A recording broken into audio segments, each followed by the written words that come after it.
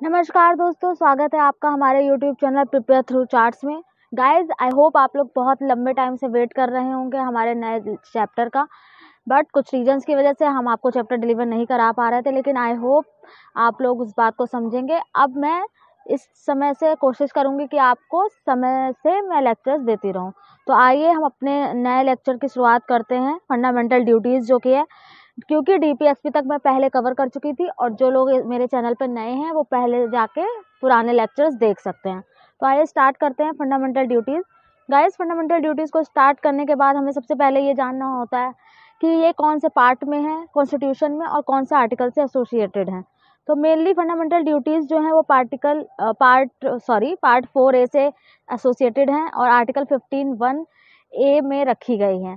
तो guys, fundamental duties originally हमारे constitution का पार्ट नहीं थी, इनको अमेंडमेंट के थ्रू इनकॉर्पोरेट किया गया है कॉन्स्टिट्यूशन में।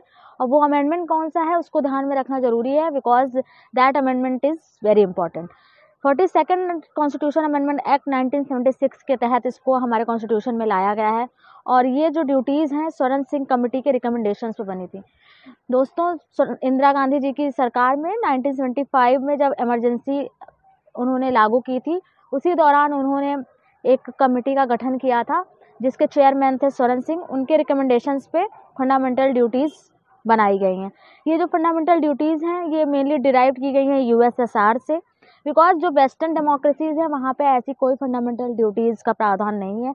ये सोशलिस्ट कंट्रीज़ का एक आइडिया है, तो इंडिया में इसे वहाँ से लिया गया है। जापान में ये जो ड्यूटीज़ हैं ये सबसे ज़्यादा अच्छे तरीके से पाई जाती हैं रिटन फॉर्म में। These duties are non-justiciable in nature and mainly are present there because of reminder to the citizens. Non justiciable इसलिए कह रहे हैं क्योंकि जैसे फंडामेंटल ड्यूटीज़, फंडामेंटल राइट्स जो हमारे थे वो जस्टिसेबल ऑफ नेचर के थे। जैसे अगर कहीं भी राइट्स का जो है हमारा वायलेशन होता था तो हम उसके लिए सुप्रीम कोर्ट या हाई कोर्ट में जा सकते हैं, बट इस केस में ऐसा कोई भी प्रावधान नहीं है। ये जस्ट सिटीजन्स को एज अ रिमाइंडर बनाई गई हैं कि जिस तरीके से आप लोगों को राइट्स मिले हैं तो आप लोगों को ड्यूटीज़ भी कुछ निभानी पड़ेंगी, because rights and duties go hand on hand. ऐसा एक माना जाता है कि अगर आप राइट्स पाने के हकदार हैं तो आपको ड्यूटीज़ भी निभानी पड़ेंगी। तो आइए देखते हैं कि ये फंडामेंटल ड्यूटीज़ कौन सी थी। तो गाइस, 10 फंडामेंटल ड्यूटीज़ ओरिजिनली हमारे कॉन्स्टिट्यूशन में डाली गई थी। आफ्टर दैट एक 11th नंबर की फंडामेंटल ड्यूटीज़ डाली गई थी जो कि हम आगे बताएंगे। तो सबसे पहले देखते हैं कि पहली ड्यूटी क्या है। तो to abide by the constitution and respect its ideals and institutions, the national flag and the national anthem. Guys, हमारे जो राष्ट्रीय गीत है और राष्ट्रीय झंडा है उसके प्रति हमें रिस्पेक्ट रखनी होगी, हमारे कॉन्स्टिट्यूशन के प्रति रिस्पेक्ट रखनी होगी, ऐसे पहली ड्यूटी बोलती है। सेकंड ड्यूटी हमें बताती है कि हमको अपने नोबल आइडियल्स और जो भी लोग हमारे नेशनल स्ट्रगल में इन्वॉल्व थे उनको चेरिश करना चाहिए, उनको सम्मान देना चाहिए। थर्ड है कि हमको अपने इंडिया की इंटेग्रिटी, सॉवरेनिटी एंड यूनिटी को अपहोल्ड एंड प्रोटेक्ट करना चाहिए। And the fourth one is कि we should defend our country and render the national services whenever called upon to do so. And जब भी हमारे देश को हमारी ज़रूरत हो उसकी इंटेग्रिटी के लिए, उसकी रक्षा के लिए हमें आगे आना चाहिए। The fifth one is to promote harmony and the spirit of brotherhood among all people of India. मतलब हमारा जो फ्रेटर्निटी का शब्द है हमारे प्रीएम्बल में, भाईचारे का, उसके लिए उसको हमको प्रमोट करना चाहिए। द सिक्स वन इज़ कि हमको अपने जो रिच हेरिटेज है कंट्री का, जो हमारा कल्चर है, उसको प्रिजर्व करने में हेल्प करनी चाहिए। हमको प्रोटेक्ट और इम्प्रूव करना चाहिए अपना natural environment like forest, wild life etcetera and living creatures की हेल्प करनी चाहिए, उनके लिए कंपैशन दिखाना चाहिए। The eighth one to develop the scientific temper, humanism and the spirit of inquiry and reform.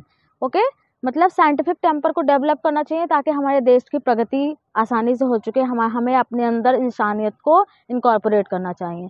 The ninth duty हमें बताती है कि सेफगार्ड करना चाहिए हमको पब्लिक प्रॉपर्टी को और बेफालतू में किसी हिंसा में हमको नहीं लगना चाहिए।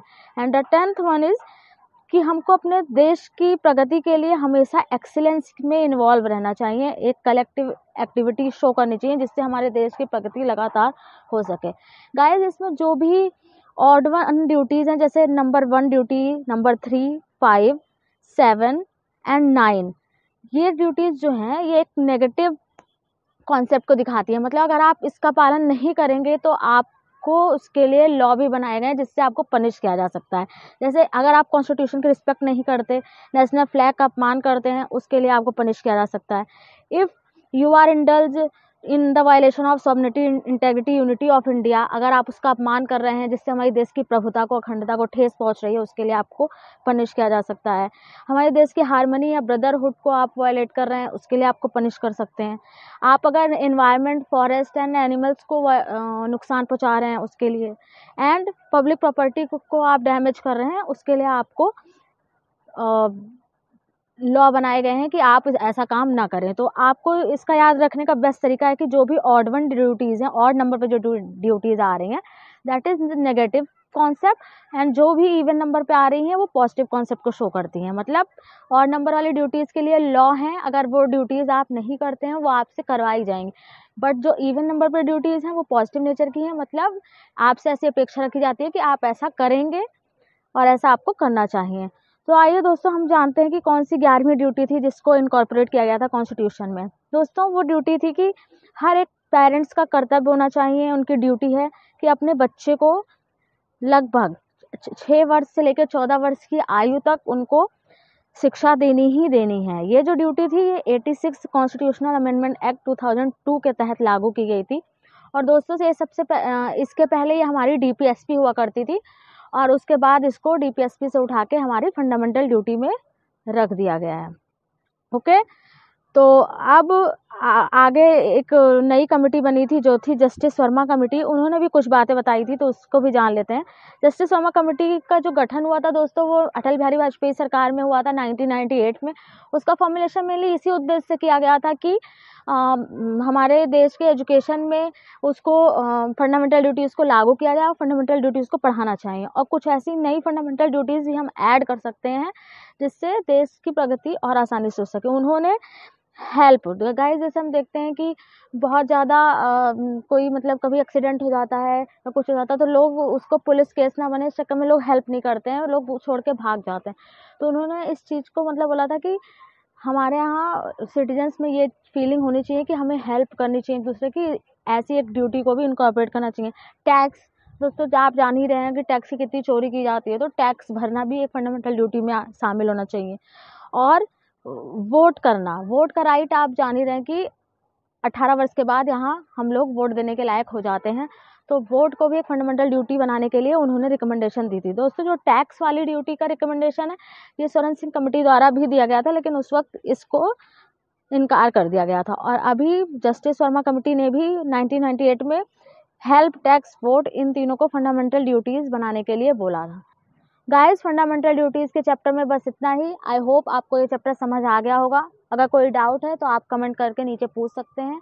दोस्तों, अगर आपको हमारा चैनल पसंद आया हो, चैप्टर पसंद आया हो, तो प्लीज़ लाइक करें, सब्सक्राइब करें और बेल आइकन प्रेस करना ना भूलें, ताकि आपको हमारे लेक्चर्स की अपडेट लगातार मिलती रहे। ओके, चलिए मिलते हैं आपसे अगले लेक्चर में। धन्यवाद।